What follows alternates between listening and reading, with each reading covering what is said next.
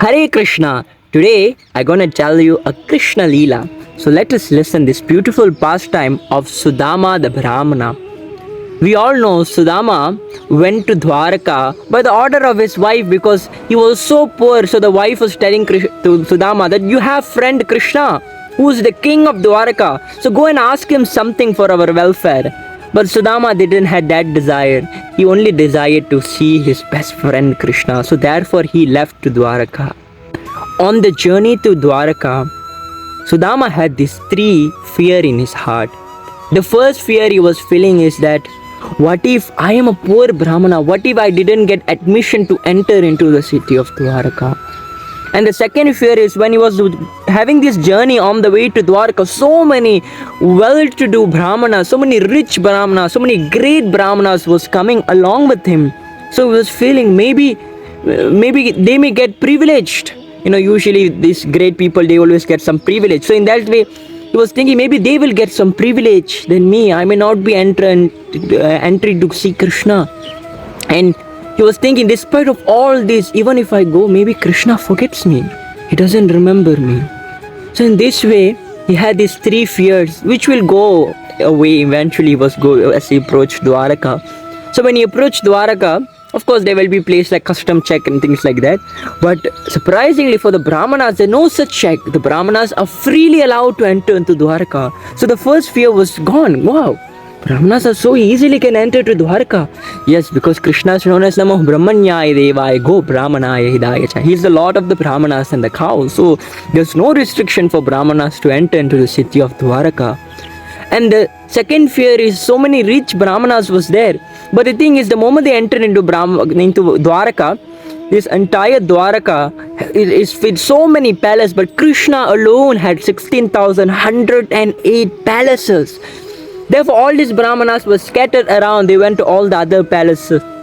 So when Sudama came, he was wondering where to go because he was confused. So many palaces and everywhere Krishna was personally being with all his 16,108 wives in 16,108 forms in different 16,108 palaces. That's what how Krishna was living.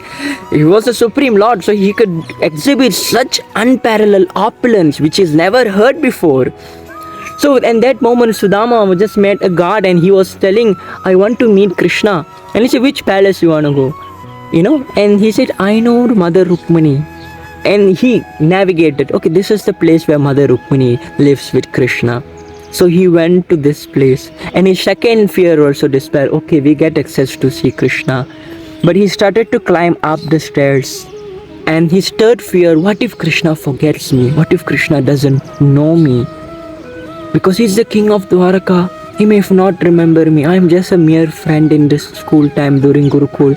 So while he was climbing the stairs, his heart started to beat fast. He was thinking, if Krishna forgets me, that will be a devastating thing for me.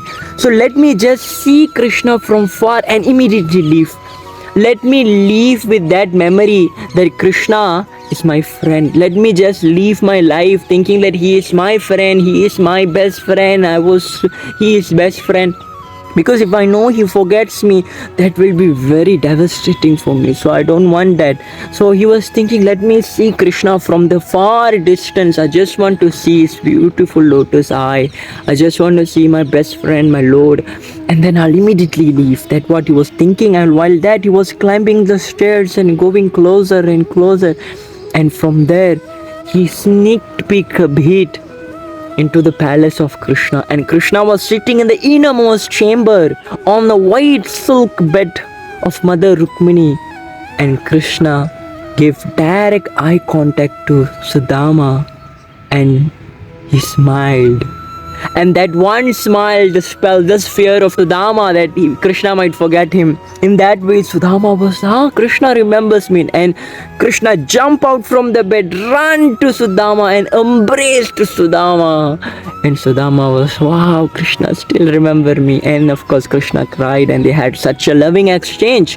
But the maidservants in the palace, they all was perplexed because usually only Krishna hugs two people in Dwaraka.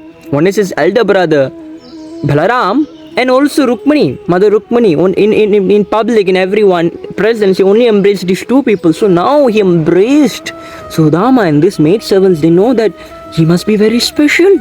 And Krishna made Sudama to sit on the bed where Mother Rukmani and Krishna sits.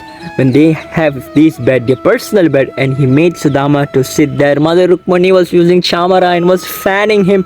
Krishna washed his feet. Krishna worshipped him. Krishna offered him nice food stuff. In that way, he warmly welcomed him. He offered so much of respect, and Sudama started to feel doubtful. He was thinking, maybe there is another Sudama. Maybe Krishna mistook me to me as that Sudama.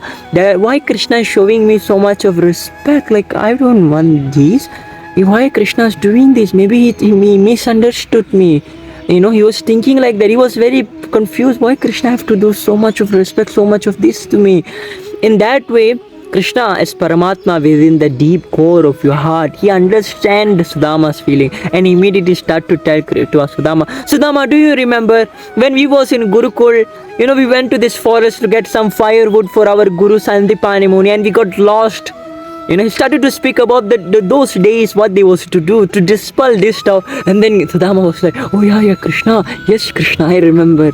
So in that way, Krishna and Sudama had such a loving exchange, which is mentioned in Bhagavatam. And that moment Krishna was asking Sudama, so Sudama, what you brought for me? And Sudama was feeling so humble. He was like, Krishna have done so much for me. I just brought 4 handful of cheap rice, and it is not even fit to offer because I tied around my waist, and on the way to Dwarka I sweat, and all my sweat all mixed in that chip. How can I offer to Krishna? It is unofferable. But at the same time, Krishna was like, in this beautiful part of Bhagavatam, we come across this one verse in Bhagavad Gita, chapter 9, text 26, which is Krishna's mentioning, Patram Pushpam Palam Toyam. Means one, if with love and devotion, if one offer a fruit, a leaf, a water, or a flower, I will accept. And this same exact verse is there in Srimad Bhagavatam, Canto 10, chapter 81, text number 4. The same verse, exactly same verse, the word to word Krishna will be telling to Sudama, whatever you offer with love and devotion, I will accept, Sudama, I will accept. So in that way, Krishna snatched that chip rice from Sudama, and he took one handful, and Krishna was so satisfied that entire creation, everyone was so satisfied. And Krishna wanted to take the second handful, and immediately Mother Rukmani stopped Krishna. When Mother Rukmani stopped Krishna, Mother Rukmani gave 3 glances to 3 different persons. She gave a glance to Krishna, she gave a glance to Sudama, and she was also giving a glance to the maid servants. And our acharyas have explained these 3 glances as 3 different messages to these 3 different personalities. It was mentioned Mother Rukmani gave glance to Sudama to tell to Sudama that I stopped Krishna because we also want to eat the chip rice you brought. We also want to have that chip rice. We don't want to Krishna to eat everything. We also want to honor your chip rice because Krishna have honored and he's so satisfied. So we also want to take. That is the message to Sudama. And Mother Rukmani looked at the maid servants, and because Mother Rukmani was conveying that, this chip rice is not offerable. How to give this to Krishna? He already take 1 handful. If he take the second handful, he may get stomach ache. So therefore I stopped him. That's the message she was trying to convey to the servants, the maid servants. And Rukmani looked at Krishna to convey the message that, oh dear Prabhu, oh dear Krishna, you have taken 1 handful of chip rice, and by this 1 handful of chip rice, Sudama got the wealth of Indra, the king of heaven. If you take the second handful of chip rice, I'm afraid I have to leave you and go to his house to serve. As Lakshmi, I have to be serving him in his house. I cannot be here. And therefore, I stopped you, my dear Prabhu. So this is the 3 different message Mother Rukmani was trying to convey, but 3 different glances to 3 different personalities. So this is the beautiful pastime of Sudama. So we understand that even a very insignificant offering made by a devotee to Krishna with pure love, Krishna accepted with great honor. He accepted with great pleasure, and the entire creation becomes satisfied with such offering. So we should aspire to offer to Krishna. We shouldn't be puffed up. We should be humbly offering to Krishna whatever we're trying to offer. Hare Krishna.